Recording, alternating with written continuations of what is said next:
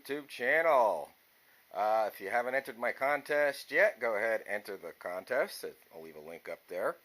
And I want to thank Melon Performance. They sent me a free hat and some decals. I have to say the hat is really nice. I got it dirty already, of course, but that and the decals are definitely nice. I'm going to have to find room on my toolboxes for those suckers. I also do use a milling oil pump in my 383 build. One day someone asked me to do a detailed video about it. All I have is pictures. I never did a video on it, but I do have pictures, so maybe I'll do that little brief video of that here shortly. But getting back to today's project, and you'll never guess what that is. It's about modifying this metal bender. This is a Harbor Freight benchtop metal bender. You can see where I built this stand for it some time ago. I never did a video on that either. But you can see where I had problems using it in my one video about the grill heat shield that I made. I'll leave a link up there somewhere.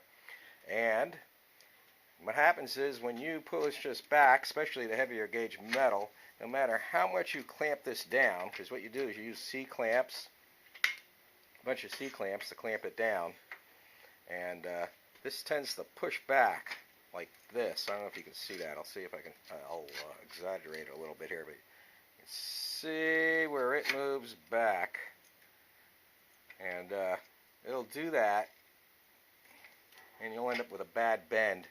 And another thing that happens is, see if I can, this area here, this tends to bow out, even though it has this reinforcement here.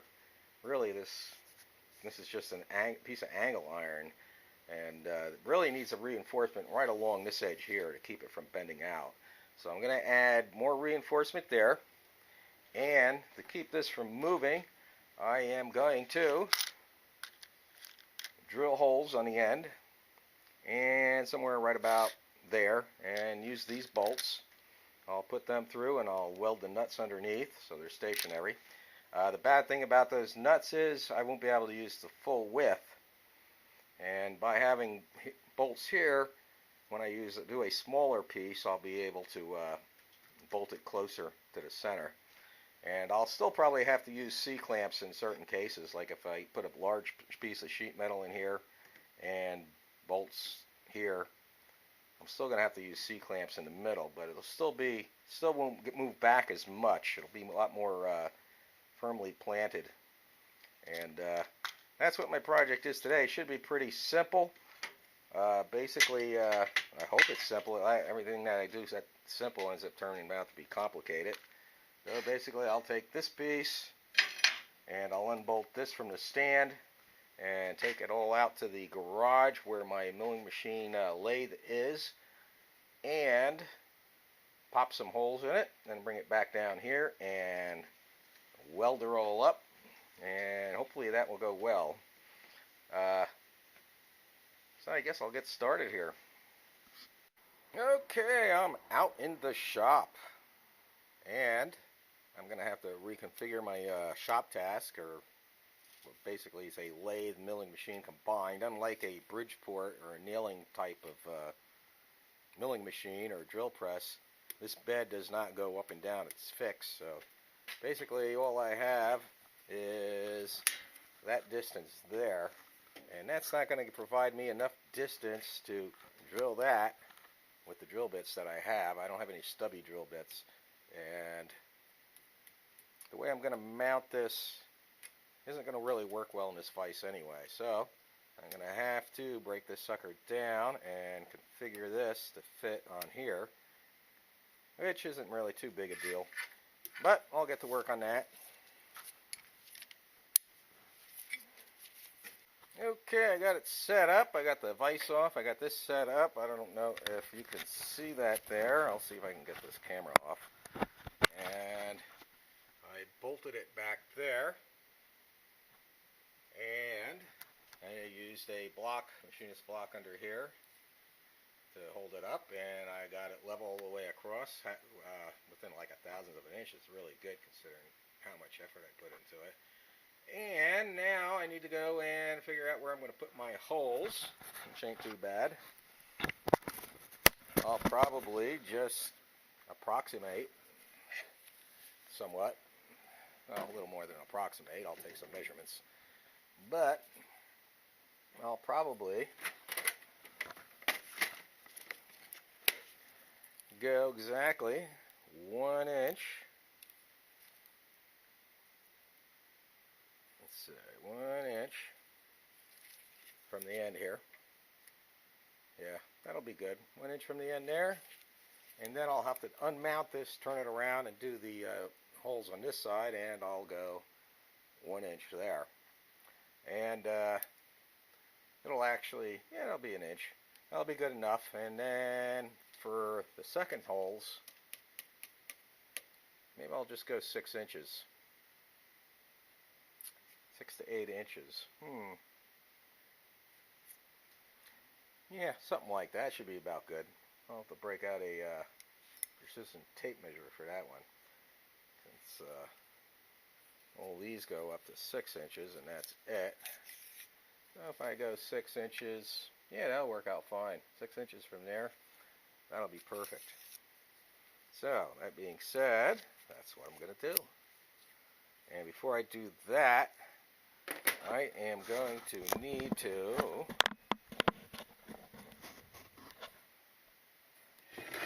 put this on here. Make sure it's cleaned off good.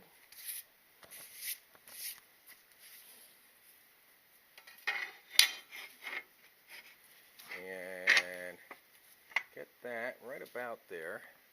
Right about there from the end, even on the ends. Yeah. Then I'm going to have to clamp this down. And start drilling. Okay, before I start drilling, I'm going to mark. I'm going to take the dial caliper and go just like that. I got set for 1 inch. Hopefully you can see that good. Do it again in case you didn't. I'll move this camera a little better.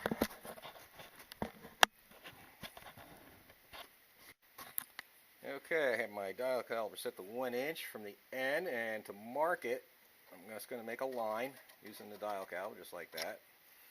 And then I got to figure out the center of this. And I'm not going to be like super precise. I don't feel I need to be. So let's see. It is 1 inch, no, 2.5 inches. So let's see. That would be 1.25 inches. Would be the center. I'm just going to round it out. It's actually a little bit more depending where you measure it. But you know, yeah, 2.5 inches. That'd be close enough for this. It doesn't have to be 100% precise.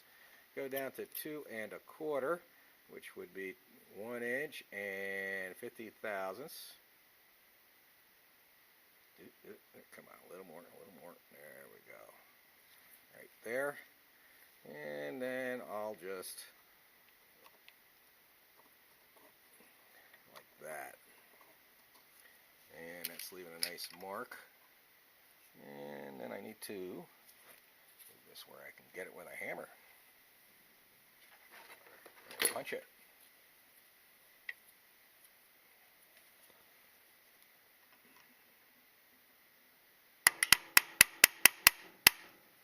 Nice. And the same on this end. I should really do the same thing while I got it here. We'll go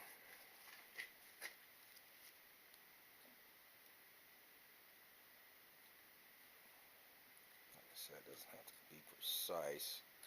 Damn close would be nice.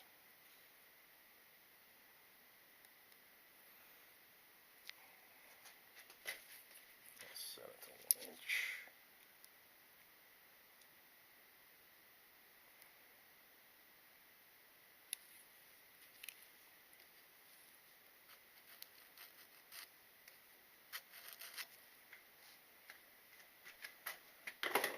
Not the most precise, but for what I'm doing, this is fine. Okay, now I need to do at least 6 inches. So we'll go 6 inches.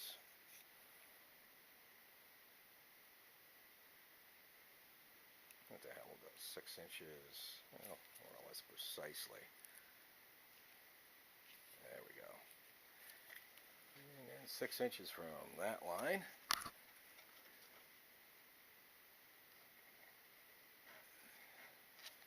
And 6 inches from this line.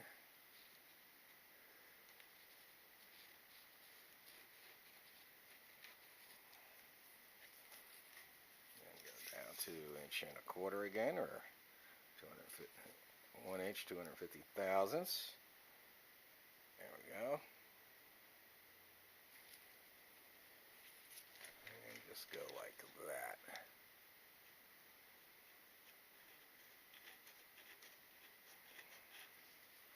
That's one.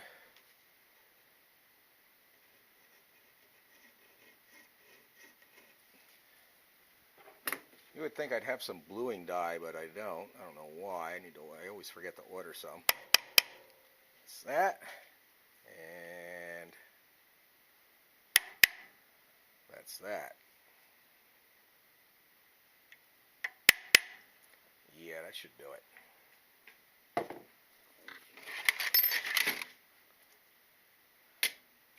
Okay, I'm going to use a small drill bit to get it started. I was going to try and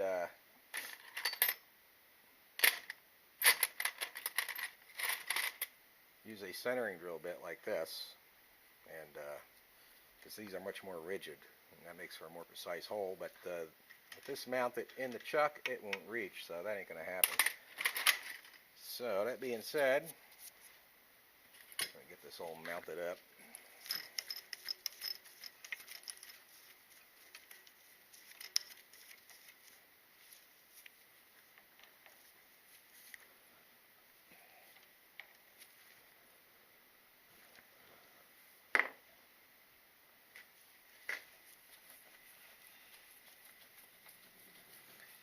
Sign up.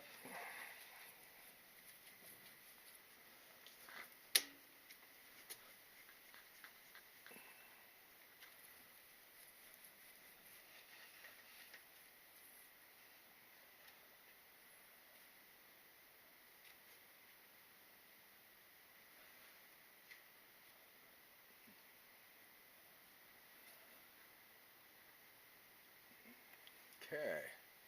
It's going to work. I do need to set my speed. I am just going to, I'm going to be, the final drill bit is going to be a 3/8, and so I'm going to look up my speed for that, and I'm going to use my phone to do that. They have apps for it. Of course, I can't access my phone because I got rubber gloves on, or I can use the machinist's handbook, but I don't think I'll just take my glove off and use the phone. Let's see, phone. Let's see, FS Wizard. There we go. I don't know if you guys can see that or not, but I hope you can. Okay, the speed is set, and I'll unlock this, and we'll start drilling.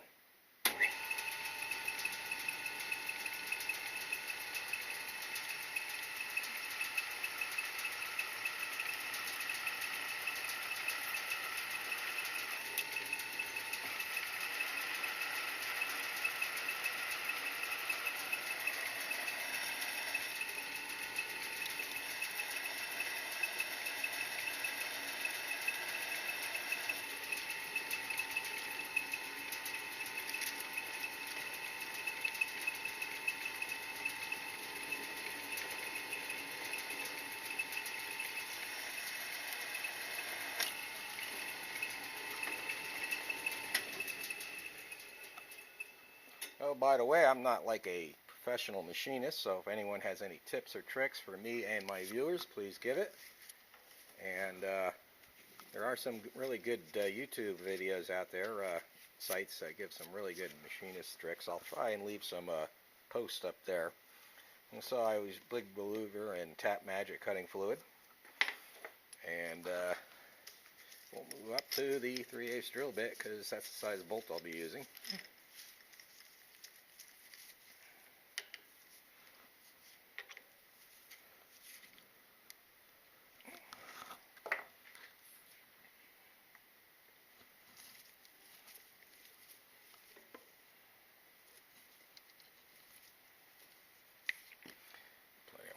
there, and away we go.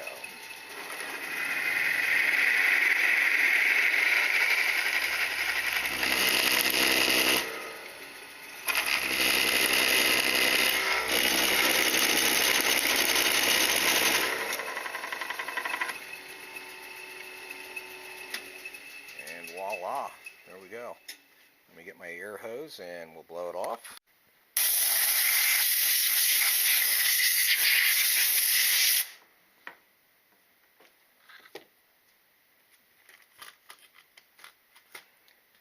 Well, now, of course that's going to be in the way. Move that out of the way, and it's not 100% fit there. Well, that ain't good. Well, it's screwing through, so that's good. And get the nut out.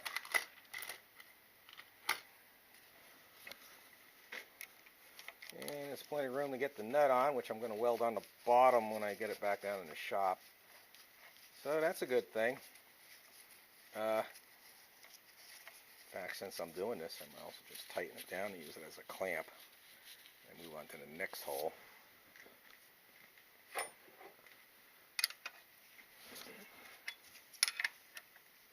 Makes sense. Test this. It seems to be working good. Alright. On to the next hole.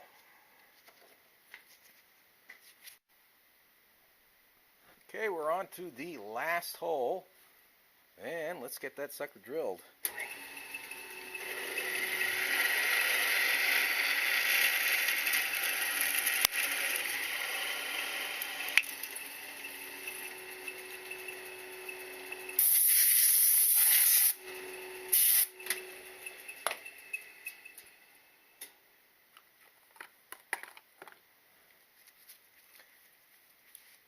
Test fit the old nut. Bolt nut. And we'll tighten everything down. Take it down to the my shop in the basement. And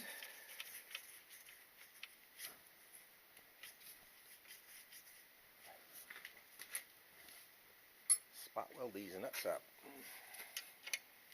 in the bottom here. And that should be done.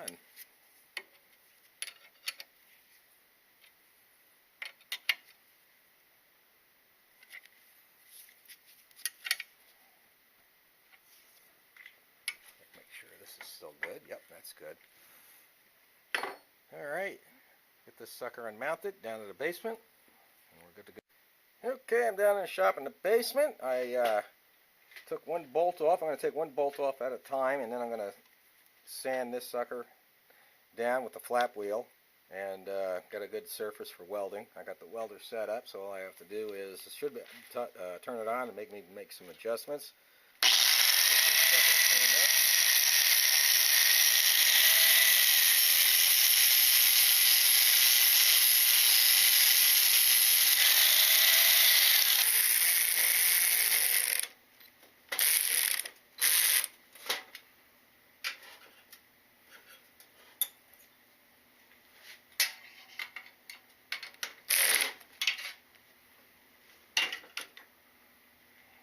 Okay, it's kind of a sloppy weld, but it is welded on, and hopefully I'll be able to get that off. I did use some Radnor. I don't know if you can see that. Radnor anti-spatter, and which is really good, keeping spatter from sticking. So, let's see.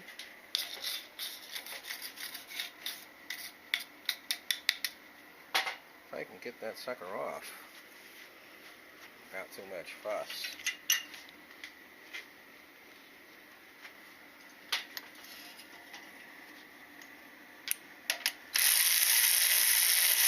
So good.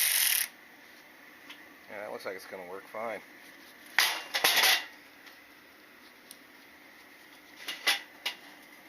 See if I can do a better weld on the rest of the nuts. Okay, I'm getting ready to weld the last nut on there. First two came out real sloppy, the welds. I'm not a professional welder. I self-taught myself on this Eastwood MiG 135. That's the only welder that I really have experience with. So I'm happy with it. I prefer to run the gas over flux core. Of course, if you're outside, you pretty much got to run flux core. But any of you professional welders want to give me tips, please go ahead. I think I got the setting about as close as I'm going to get it for this. And I really only need to tack weld these, tack weld them to hold them in place. But I'm just going to try. I've been welding almost all the way around. Give me a little more practice. And I haven't been using this welder in a while. I need to get a lot more practice in. A lot more hours in it to get better at it. But here we go. Finish up this last weld.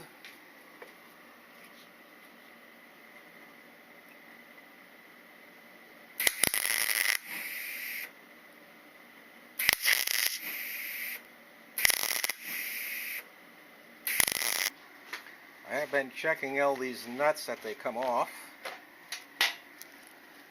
And I'll check this one too. Make sure they go off and on. I've been using the anti-spatter on them to keep the threads from getting weld on them. So,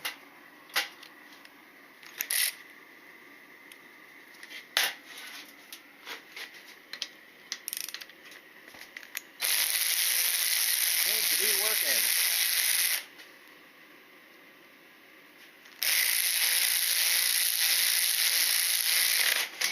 Alright. All we have left to do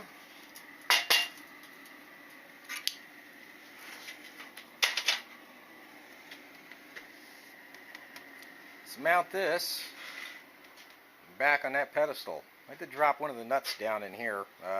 Could probably go looking around for another nut. I'll probably just turn this sucker upside down and fish that nut out of there. Be back in a second. Okay, let's get ready to bend something here. I got this one. This is a 14 gauge 304 stainless. If you didn't see my other video on the grill, I'll leave a link up there. And I'm just going to bend about, I don't know, ½ inch of it. Stick it in there and we'll see how it bends. This is really tough stuff to bend, by the way. I ain't going to be precise or anything like that. I just want to see how well this thing bends. And going to go like, get these all tightened down. Probably don't even need to tighten the outside ones, but I'll do it anyway. And we'll see what happens. Yep, wrong way.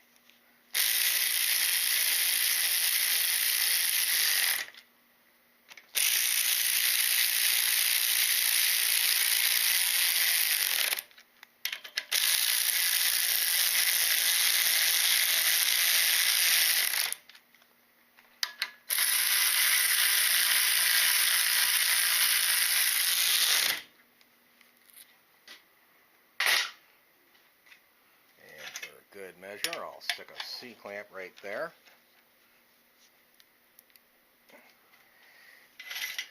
Get my 2 rods.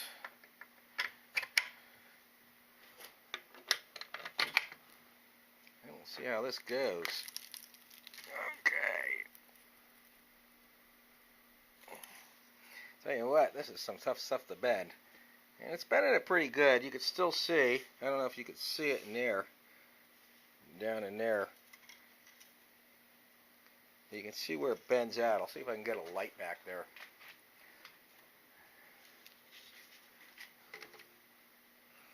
I don't know if you can see it.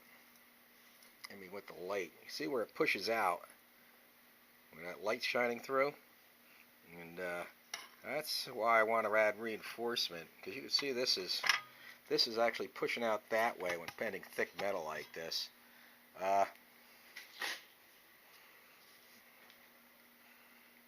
Some glare out from the light.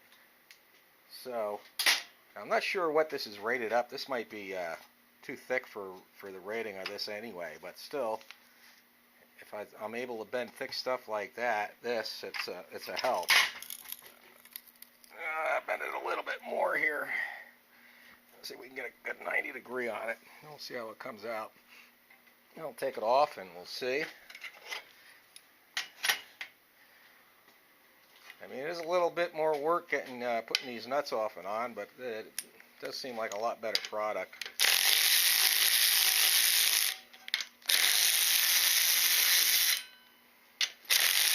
It definitely works a lot better than last time I used it, that's for sure. So, yeah, that's a pretty good bend actually. I went a little bit more than 90 degrees. That ain't no biggie. I could always bend it back if I have to. But that ain't bad. It's a lot better than what it was. I hope you guys can see that good in here. Let's see if I can get better angle where it's not as much light. There we go.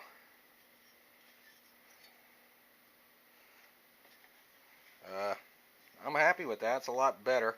You can see where it's a little bit, well, you probably can't see in the video, but like I said, this is pretty heavy duty stuff. See how rounded it is. Let's try something like this. Yeah, this is real thin stuff. This is, I think, 24 gauge or something like that. Let me see if I can get it under there. One thing I noticed about this, this is going to bend like butter, so I ain't too worried about that. I'm just going to put it right up there. Tighten it down.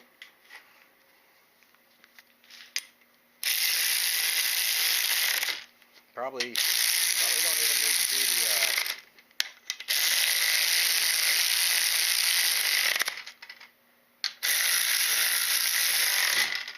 probably don't even need to do the ends, and I probably don't even need to use the C-clamp, but I'll use it anyway just to get the maximum effect out of it. And this I should be able to bend with one hand. Yeah, just about. And we'll see if we can get a cleaner bend on that. This is really what this is made for. Smaller steels like that. So, I mean, I do have to I still do have to undo these bolts each time and so forth. It ain't that bad. And if I do something wider that needs to come through further, take these two center ones out. And if I have to go wider than, say, that end nut and that end nut, well, I'm just not going to be able to use the nuts. But that's a hell of a lot better bend than what it's done before. I don't know if you guys can see that good. But yeah, that's a lot better bend. And on this material that it's designed for, it did a real nice bend. So I think I'm just going to leave it the way it is. I'm happy with it. About all the effort I'm going to put into it. It's a lot better than it was. I mean, it is Harbor Freight, and that being said, this welding table I got from Harbor Freight is excellent. It tilts. It has these little end rails here that you can adjust. A lot of times I'll just put the grounding clamp on it, just like that. Lay a piece on it and weld away. So, that being said, I guess I'm happy with this project. Let's see if I can do another bend. What the heck? Just for laughs. I can get the sucker under there. Yeah, there we go. We'll go just like that. Just a little bend there.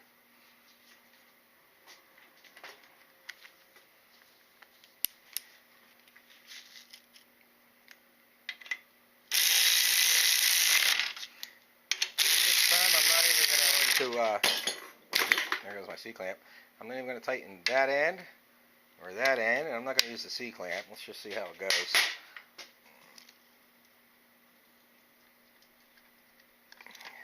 Alright, that went well, I think. Take it out and we'll find out.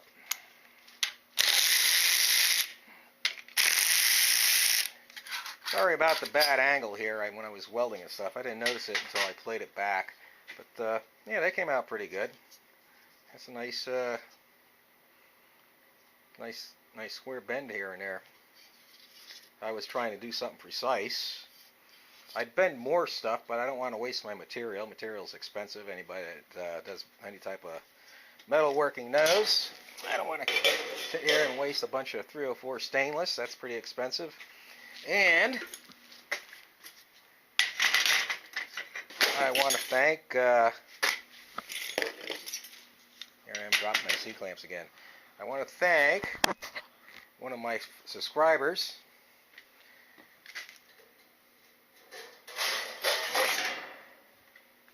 not Too Slim Jim. He made the suggestion that if I'm going to make a small bend on the end, I'm better off leaving the long piece out and bending it that way rather than stick it like that. That being said, I don't think it'd make much of a difference now that I got this done, but that's still how I'm going to do it. There are times when you're going to bend something though, and you got to do you may have to do it like this. So let's see how that works. Like I said, I'm not doing anything precise here. Just going to go quick and dirty and see how it goes.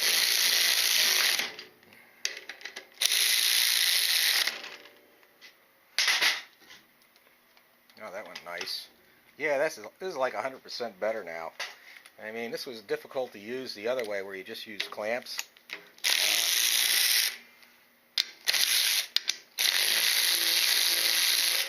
That being said, a long piece like this, I'm going to have to take these bolts over there off to get it out.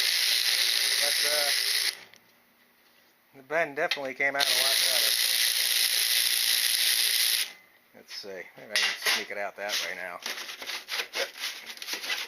Doesn't want to move. Oh well. Get them all off.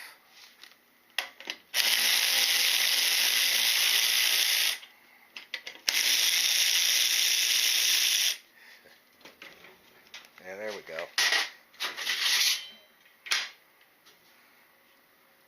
Yeah, that's a lot better. Much better.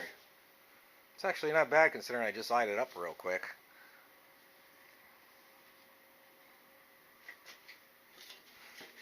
Yeah, I mean, it won't make a real sharp bend, and on the outside and the inside it's not bad. It's pretty sharp. I don't know if you can see that or not.